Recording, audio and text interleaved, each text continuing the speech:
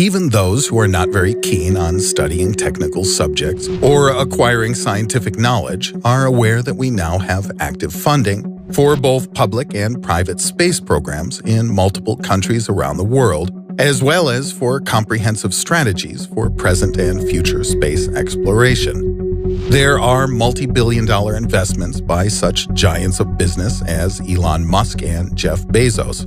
Their rocket-building companies, SpaceX and Blue Origin, are making amazing contributions to the development of the worldwide space industry. There is a relentless curiosity in our species that has compelled us to look upwards into the vast expanses of space. But the enthusiastic inhabitants of our planet sometimes forget how little we know about our own sweet home. Life on our Earth would have never appeared without the presence of water. This is a fairly well-known fact, which most of us were taught in school. This fundamental chemical compound, H2O, covers 71% of our native planet, 96% of which is oceans and seas. In 1937, we settled on dividing these bodies of water into 4 oceans and 63 different seas. Their mysterious depths have, at times, stimulated mankind's imagination and driven us to seek new discoveries in their vast, deep expanses. But even now, in this era of hyper-technological development, most of the mysteries that are buried in the depths of the sea remain unsolved. Even the mysterious dark side of the moon is better explored than the bottom of our oceans, and the vast majority of underwater objects, phenomena, and species of life have barely begun to be calculated. Mankind made significant progress in studying the underwater world with the advent of the first bathyscapes. Before this, various forms of diving were used to uncover what was transpiring in the mysterious deep waters of the world. But such studies were limited by the technology available at those times. It was possible to dive only to about 100 to 150 meters. This obviously prevented detailed study of the depths of the seas. I described in an earlier episode about the first voyages to the bottom of the Mariana Trench in a bathyscaphe by explorers Don Walsh and Jacques Piccard. Since then, several dozen other expeditions into the depths have been carried out, but this only brought us marginally closer to understanding some of the ocean's deepest, darkest secrets. Scientists report that only about 5% of the shadowy surface of the world's oceans has been explored as of today. I'm of the opinion that we must discover what is still hidden in the unexplored areas of this watery abyss. The discoveries that have already been made confound and bewilder even our most skeptical scientists. It's no secret that life originated in the water. Millions of years of evolution then selected for the first amphibian species, then reptiles, and even after that, mammalian life forms emerged from the world of water. Additionally, many species remained in the oceans and seas and continued to evolve in their own independent manner. The sun's rays penetrate into the seas and oceans only for about the first 100 meters. Everything deeper than that is in an impenetrable and eternal darkness. And don't forget that water pressure increases with depth. Such seemingly unsuitable conditions for life dictate their own terms and rules. As a consequence, most of the inhabitants of the deep sea look completely different from their relatives on the surface. One glance at the little Macropinna microstoma, also known as the barrel-eye fish, and you know you're seeing something different. This unique deep-sea fish lives mostly in the waters of the Pacific Ocean, at a depth of 500 meters. Just look at this amazing creature. First, one cannot help but be amazed at the strange creature's bizarre, transparent head. And just above the mouth, one can be forgiven for mistaking those two holes for eyes, as they seem to be in the right place. But these, in fact, are the fish's nostrils. Under the transparent dome of a head, do you see the large, barrel-shaped balls of green? Those are the eyes, and also how the barrel eye got its name. The clear liquid inside the head allows the fish to view prey approaching from above, and so they have no need to alter their body position to see such things. This is a good example of a species that was unknown to science until relatively recently, and was only finally photographed for the first time in 2004. The fact that the head of the fish simply bursts when removing it from the depths means that this fantastic creature is particularly difficult to study. There is another even more amazing inhabitant of the underwater depths. This sea animal is often mistaken for an ordinary jellyfish, but in fact, it's no such thing. Ctenophores are a separate category of creature, and it's quite easy to make a case for this unique classification. First, individuals of this species move by using small appendages, reminiscent of cilia, which are arrayed along their bodies. They create a bright, beautiful glow and shimmer with all the colors of the rainbow. These sea predators are found in almost all corners of the world's oceans, and even in the Black Sea. And instead of tentacles, many of them use their giant mouths for hunting. These lovely creatures feed mainly on plankton and small crustaceans, but any glutton worth his salt will be thunderstruck by their remarkable appetite.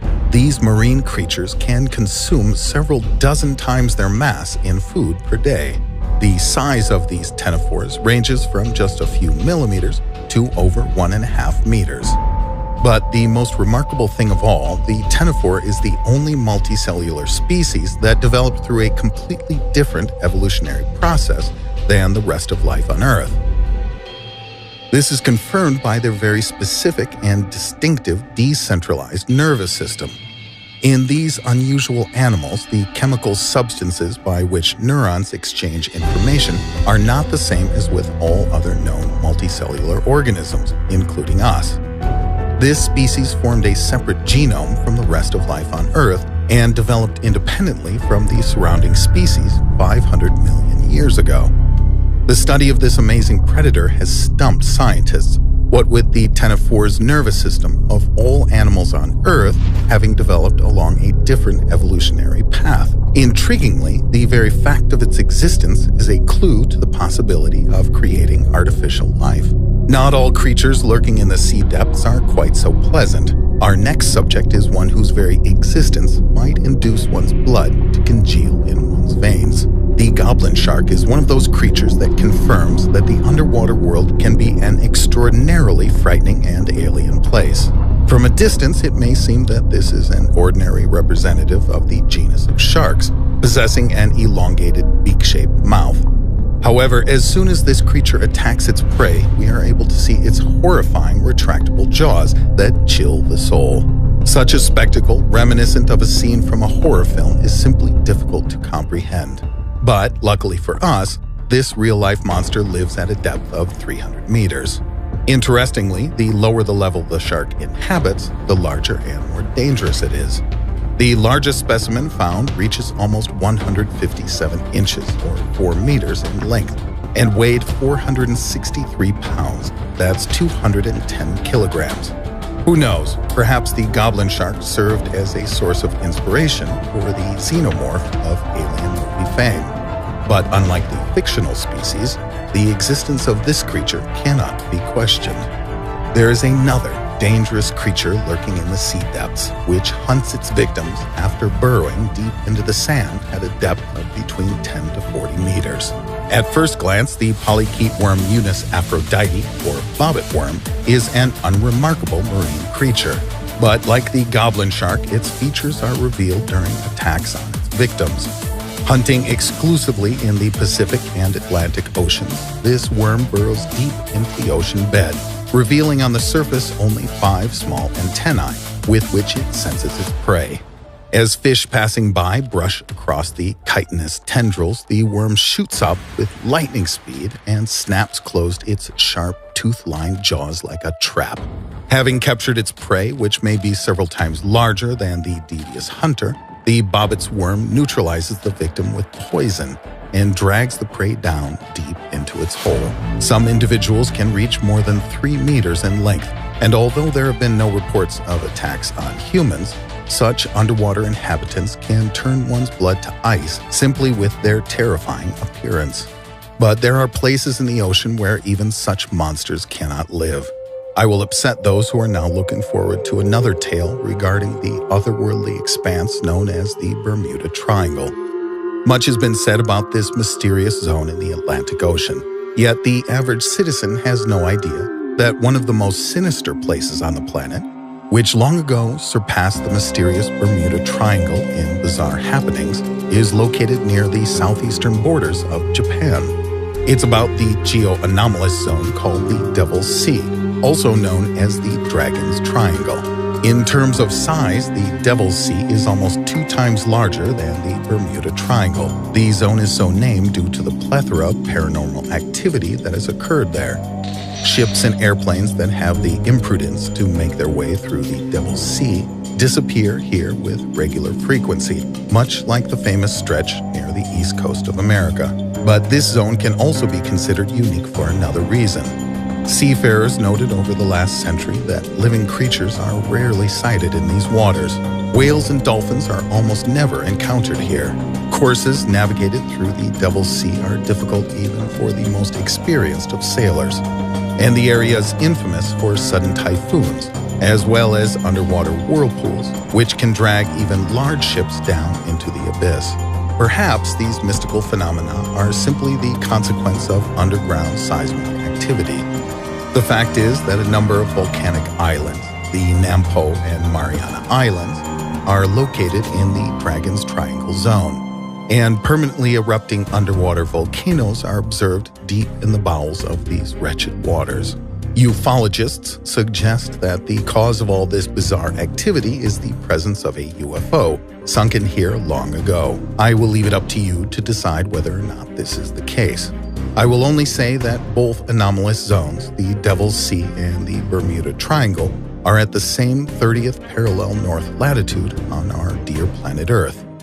Coincidence? I think not. But the disappearance of ships and airplanes in the anomalous zones is nothing compared to the disappearance of an entire human settlement. Detailed studies of the sea shelf have repeatedly led to the discovery of structures of strangely shaped objects reminiscent of huts and houses. Most of these architectural objects were found at a depth of up to 120 meters. This is surprising, as according to scientific research, in the history of mankind, the sea level has never fallen this low. But the bigger surprise was the discovery, more than 15 years ago, of a true lost city found at a depth of almost 700 meters. The find belongs to a husband and wife pair of Canadian researchers, Paulina Zalitsky and Paul Weinswag. Carrying out research work near the western coast of the island of Cuba, they came across amazing underwater objects of regular geometric shape, evenly spaced from each other on a territory of around 200 hectares. Further dives revealed that there is an entire complex on the ocean floor of granite structures built of blocks of various length and shape. Scientists continue to argue about the reasons behind the submersion of these mysterious architectural structures even now, many years after their discovery. The age of the underwater pyramids has yet to be ascertained, as is the reason for the settlement's submersion. It has been theorized that perhaps the construction was completed by a once prosperous civilization of Aztecs or Mayans, but computer modeling of the conditions that could lead to such a rapid inundation of the now underwater city show that this process should require at least 50,000 years of seismic activity. This is, however, impossible, and none of the cultures we know of had even a fraction of the technology or knowledge of how to build something like this mysterious complex 50,000 years ago. How many unknown animals, artifacts, and phenomena are still awaiting us in the depths? It's possible that this abundance of amazing underwater creatures and phenomena have appeared as a result of what would be to us completely atypical processes that happen deep underwater. Someday we will unravel the secrets behind these unusual phenomena, and we can only hope that we won't have to pay too dearly for delving into the mysteries at the bottom of the sea.